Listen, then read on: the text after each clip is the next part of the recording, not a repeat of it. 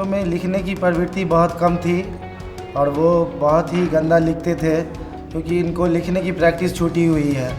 तो हमने उनको राइटिंग की अहमियत समझाई। उसके बाद हमने उन्हें छोटे छोटे पोएम, ऐसे, शॉर्ट स्टोरी लिखना शुरू करवाया। आज कौन वर्ड लिखना चाहेगा बोर्ड पे?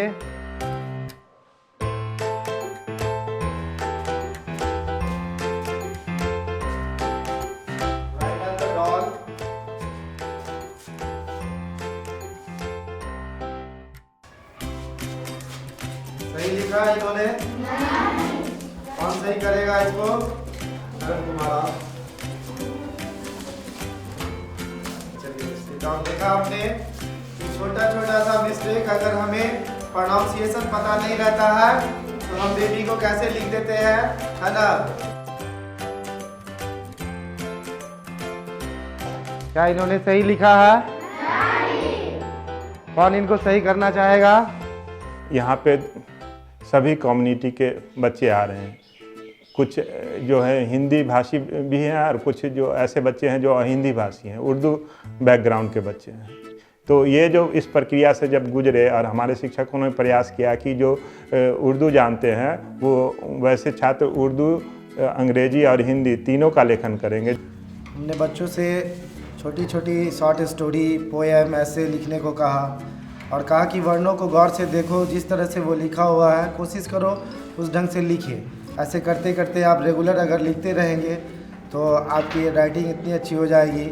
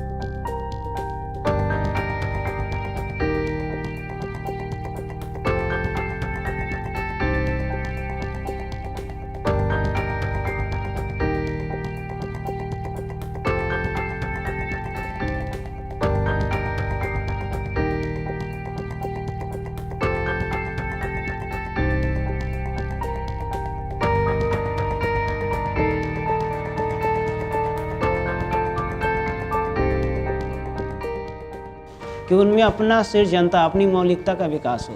इस उद्देश्य के साथ पत्रिका प्रकाशित करने का विचार उत्पन्न नवंबर 2014 में हुआ। जब विद्यालय में नियोजन हुआ मेरा, उसके बाद से क्लासरूम में बच्चे पाठ्य पुस्तकों को रुचिकर ढंग से नहीं पढ़ रहे। बच्चे को अच्छी से अच्छी गुणवत्तापूर्ण और ये व्याकरण की अशुद्धि को शुद्धिकरण करने हेतु हमने बच्चों को वो लिखन शुरू किया। जैसे क्लासरूम में वर्ग वाइज बच्चों को छोटे छोटे लेखन का, उसका लिखने का प्रक्रिया उसको बताया जाता है और वो बच्चे जो लिखती हैं उस अशुद्धि को ठीक किया जाता है। इससे पहले हम लोग किताब पर जाएंगे। किताब से पहले कि अपने यहाँ से एक पत्रिका निकालनी है अर्धवार्षिक, जो 1 साल में 2 बार निकलेगी। तो उस किताब में आप लोगों की ही रचना रहेगी शामिल, चाहे लेख लिखिएगा, कविता लिखिए या फिर कहानी। तो कविता लिखने के लिए सबसे पहले हमको चाहिए क्या, किस पर लिखेंगे? तो क्या क्या टॉपिक हो सकता है? क्लासरूम, प्रकृति पर, पुस्तकालय, स्कूल। तो जितनी भी रचनाएं आज शामिल हुई है, जितने भी लिखे हो, सबको दोबारा से हम चेक करेंगे और फिर वह किताब में छपेगी शिक्षा रत्न पत्रिका में। लिखते हैं कोई भी टॉपिक देखते हो, बस उस पर नियमित रोज लिखते रहना। लिखेंगे रोज तो इससे भी और बढ़िया अगले अंक में भी लिख सकते। इस महीने के बाल रचना का संपादक कौन बनेगा? संगम और मनीषा। संगम आप अगले महीने के लिए बन जाइएगा, इस महीने जो है मनीषा को बनने दीजिए। मनीषा, मेरे पास बच्चों की रचनाएं हैं, आप मुझसे ले लीजिएगा। शिक्षा रत्न पत्रिका के लिए बच्चों को स्वतंत्र छोड़ देते हैं कि किसी भी बिंदु पर किसी भी टॉपिक पर वह स्वतंत्र रूप से लिख सकते। तो उस टॉपिक का उद्देश्य रहता है कि बच्चे स्वयं से करके सीखते हैं। डू एंड लर्न का जो कंसेप्ट है उसका भी इसमें समावेश हो जाता है कि जैसे कि स्थानीय परिवेश को जोड़ करके पेड़ पौधे हो गए, नदी है, तालाब है, पोखर है, अपना गाँव है, और उन बच्चों को यह अधिकार दे देते हैं कि वह अपने हिसाब से उन रचनाओं को एडिट कर सकते हैं।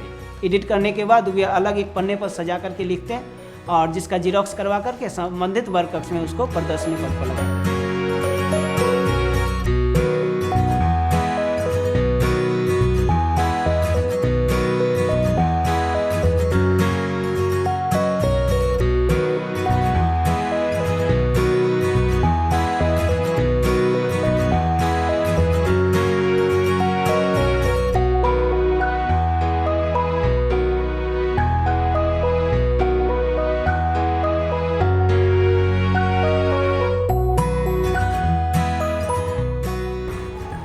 इस महीने का बाल अखबार आ गया है।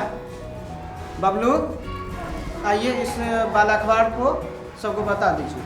1 महीने का बाल अखबार आ गया, हम प्रदर्शनी पट पर चिपका देते हैं, सभी बच्चे इसको पढ़िए।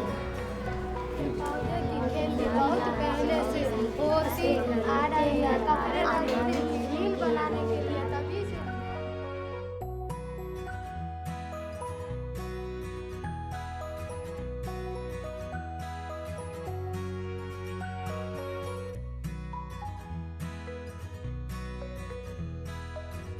जब ये शिक्षा रत्न ये निकली, ये पुस्तक निकली है, तो जैसे नवादा के विद्यार्थी लोग इसमें अपना संकलन दिए हैं और वो भी इससे उनकी जागरूकता बढ़ी है। अभी हम इसको पूरा 100% नहीं मानते हैं, क्योंकि आप जब लिखना पढ़ना छोड़ते हो तो आपकी पढ़ने की स्पीड और राइटिंग स्पीड दोनों ख़राब होती है, राइटिंग भी ख़राब होती है आप जब छोड़ते हो। तो इसको कंटिन्यूअस हम लेकर जाएंगे। हर क्लास में एक मोटिवेशनल स्टोरी से क्लासरूम का स्टार्टअप करना चाहेंगे, जिससे क्लास का माहौल और बेहतर बनेगा और बच्चे भी और अच्छा करेंगे। इस गतिविधि से अटेंडेंस पे ही नहीं, बच्चों के चतुर्दिक विकास पे जो है फ़र्क पड़ा है, उपस्थिति पे भी फ़र्क पड़ा। मेरी योजना है कि यहाँ के बच्चों में जो मौलिकता उत्पन्न हुई है उसको और थोड़ा सा और प्लेटफॉर्म दे। तो मेरा उद्देश्य है कि यहाँ के बच्चों को विभिन्न जगहों पर जो काव्य गोष्ठियाँ आयोजित होती है उन काव्य गोष्ठियों तक बच्चों को लेकर के जाएं।